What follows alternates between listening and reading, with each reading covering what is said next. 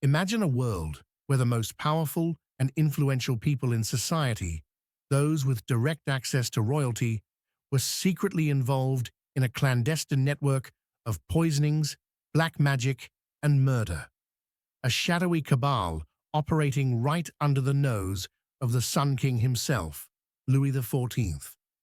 How could such an extensive conspiracy thrive for years, touching even the highest echelons of the French aristocracy without anyone truly understanding its terrifying scope? What if the official narrative we've been told is just a convenient cover for something far more sinister, something they definitely don't want you to know? To unravel this chilling tale, we must journey back to 17th century Paris, a city of dazzling opulence and hidden dangers. Beneath the glittering facade of Versailles, a pervasive unease had begun to settle. The court of Louis XIV, a monarch obsessed with control and order, was a hotbed of intrigue, ambition, and simmering resentments. Whispers circulated like a deadly virus. People of status were dying, often unexpectedly, their illnesses baffling physicians, their deaths too convenient. The fear of poison, a silent and untraceable killer, became a constant, gnawing dread among the elite. It was a weapon perfectly suited for a society where reputation and power hung by a fragile thread. A subtle dose could eliminate a rival, remove an inconvenient spouse, or silence an enemy without leaving a trace. This fear wasn't entirely unfounded. Advances in chemistry, while nascent, meant that substances like arsenic and antimony could be administered with increasing subtlety. But it wasn't just the fear of a lone killer. What began to emerge was something far more organized, far more terrifying. This dark undercurrent, festering beneath the sophisticated surface of Parisian society, would soon erupt into what became known as the Affair of the Poisons, a scandal that threatened to unravel the very fabric of the French monarchy and expose a truth too horrifying for most to comprehend. The initial sparks of the scandal ignited not in the opulent halls of Versailles, but in the dusty back alleys of the city. The first public tremor came with the execution of Marie-Madeleine d'Aubray, Marquise de Brinvilliers, in 1676. She was beheaded and then burned for systematically poisoning her father, two brothers, and potentially her entire family for inheritance and revenge. Her gruesome confession, extracted under torture, painted a terrifying picture of a woman driven by greed and a chilling disregard for human life. But Brinvilliers was just the tip of a much larger, more insidious iceberg. Her trial opened a Pandora's box, revealing that she hadn't acted alone. She had employed chemists and poisoners, and her confession implicated others, raising the unsettling question, how many more were out there? King Louis XIV, though initially reluctant to believe such widespread depravity, could not ignore the escalating whispers and growing body count. He established a special court, the notorious Chambre Ardente, the burning chamber, specifically to investigate these mysterious deaths. This court, designed to burn out the truth, would soon stumble upon a figure who would blow the lid off the entire sordid affair, Catherine Voisin, better known as La Voisin. La Voisin was no mere back-alley fortune-teller. She was an entrepreneur of the macabre. Her seemingly legitimate business as a practitioner of midwifery and fortune-telling was merely a front. In the darkened recesses of her home, she trafficked in illicit services for a clientele drawn from the highest strata of French society. Love philters, abortion services, and most disturbingly, succession powders, a euphemism for undetectable poisons. Her network was vast, encompassing alchemists, sorcerers, and even priests. Yes, priests. These men, cloaked in the sanctity of their office, were performing black masses, sacrilegious rituals where infants, allegedly stolen from their parents or born out of wedlock, were sacrificed and their blood used in unholy concoctions designed to secure love, power, or death. The testimonies began to pile up, each more grotesque than the last. Disgruntled lovers sought potions to win back affections. Ambitious courtiers sought to eliminate rivals, and frustrated spouses wished to expedite their inheritances. The scale of the operation was staggering, hinting at a deeply corrupted society beneath the gilded exterior.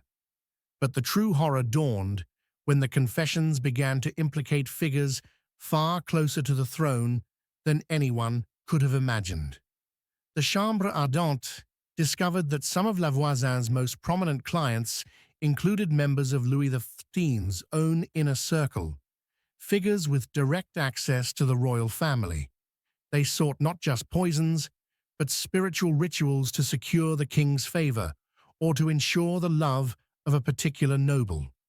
The boundaries between ambition, superstition, and outright murder blurred into a terrifying tapestry of deceit. Louis XIV, confronted with an ever-expanding list of suspects that threatened to tarnish the reputation of his court and family, grew increasingly desperate to contain the damage. He had unleashed a monster, and it was threatening to consume everything he held dear. The investigation reached its chilling zenith with the capture of La Voisin herself in March 1679. Her arrest marked a turning point, for she held the keys to unlock the darkest secrets of the French aristocracy. Under intense interrogation and eventually torture, La Voisin began to sing, and her song was a symphony of depravity. Detectives meticulously searched her home, and what they found sent shivers down their spines. Furnaces, strange chemicals, occult instruments, and most horrifically, human remains, including bones and teeth, buried in her garden. These were the vestiges of the sacrificed infants, the chilling proof of the black masses, confirmation that the whispers weren't just rumors, it was real. As the list of her clients grew longer and longer, a name emerged that nearly brought the entire monarchy to its knees: Françoise Athénaïs de Rochechouart, Marquise de Montespan.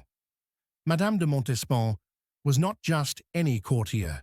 She was the king's official mistress, the mother of several of his children, and a woman of immense power and influence.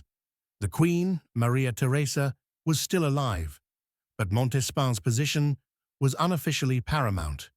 The accusations against Montespan were nothing short of regicide.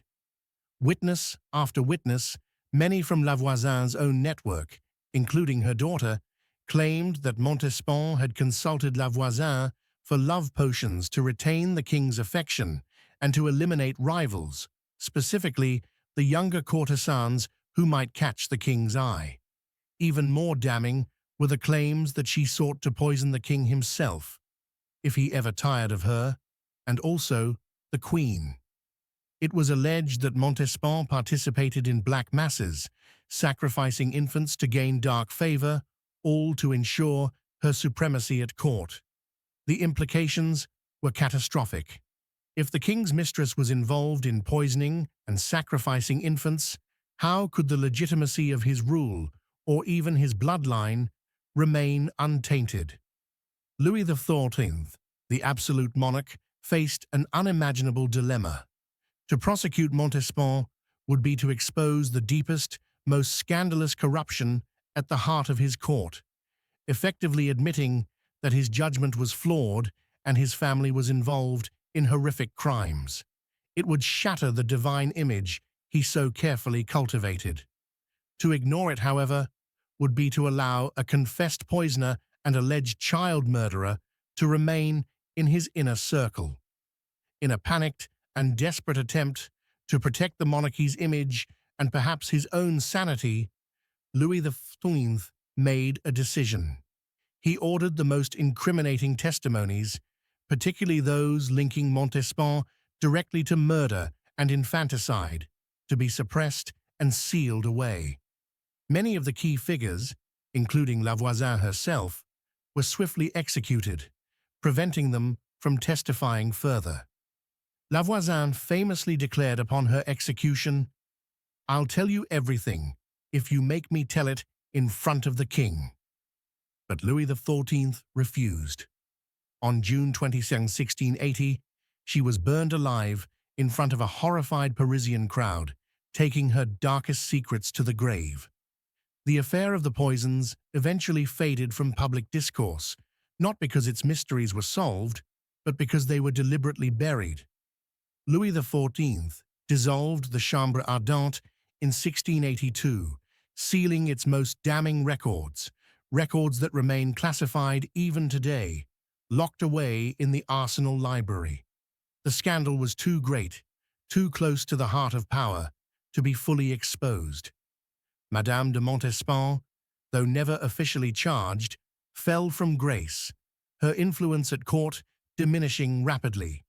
She was exiled from court a few years later, her reputation irrevocably stained by the whispers. To this day, the true extent of her involvement and the full list of aristocratic poisoners remains a subject of intense debate. Did Louis XV manage to contain a genuine threat, or did he simply cover up a truth too brutal for his subjects, and perhaps himself, to bear? We may never know the complete truth of the Paris poisoners. The official story is one of a few scattered criminals, but the sheer scale of the investigation, the panic of the king, and the desperate acts taken to silence witnesses suggests something far more pervasive and terrifying. It stands as a chilling testament to the intoxicating allure of power, the dark reaches of ambition, and the lengths to which those at the top will go to protect their secrets, even if it means burying the most gruesome truths. The affair of the poisons reminds us that sometimes the most disturbing monsters lurk not in the shadows, but in the gilded halls of royalty.